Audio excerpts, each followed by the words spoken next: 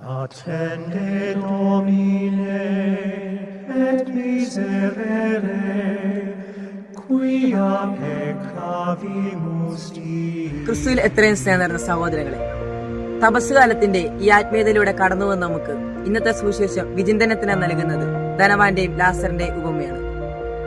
ഭൗതിക സമ്പത്തിനേക്കാൾ ഉപരിയായി നാം പുലർത്തേണ്ട കരുണയും മരണാനന്തര ജീവിതത്തിന്റെ യാഥാർത്ഥ്യത്തെയും കുറിച്ചുള്ള ഗൗരവമേറിയ ഓർമ്മപ്പെടുത്തലാണ് ഇവ. സമ്പന്നനായി ജീവിച്ചിരുന്ന ധനവാൻ തന്റെ വീട്ടുവാതിൽക്കൽ വിശുന്നലഞ്ഞ ലാസറിനെ കാണാതെ പോകുന്നത് അവന്റെ ഹൃദയകാഠിന്യത്തെ കാണിക്കുന്നു. ഇവിടെ അവന്റെ പാപം സമ്പന്നനായി എന്നല്ല, മറിച്ച് തന്റെ സഹോദരങ്ങളുടെ ആവശ്യങ്ങളിൽ കൈത്താങ്ങാകാതെ പോയി എന്നതാണ്. ഭൗതിക കാര്യങ്ങൾ നേടിയെടുക്കുന്നതിലല്ല, മറിച്ച് ദൈവത്തോടും സഹോദരങ്ങളോടും നാം കാണിക്കുന്ന സ്നേഹമാണ് നിത്യജീവിതത്തിൽ വിലമതിക്കുന്നതെന്ന് വചനം നമ്മെ ഓർമ്മപ്പെടുത്തുന്നു. ഇതിനോട് ചേർത്ത് വെച്ചുകൊണ്ട് പരിശുദ്ധ പിതാവ് ലിയോ 14 പാപ്പ നമ്മെ ഓർമ്മപ്പെടുത്തുന്നുണ്ട്.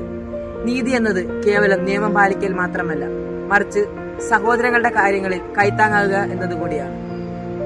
തപസ് കാലത്തിൽ ക്രിസ്തുവിന്റെ പീഡാസനം ഓർക്കുന്ന നമ്മൾ നമ്മുടെ വേദനിക്കുന്ന സഹോദരങ്ങളെയും ചേർത്ത് പിടിക്കാനായി നമുക്ക് പരിശ്രമിക്കാം.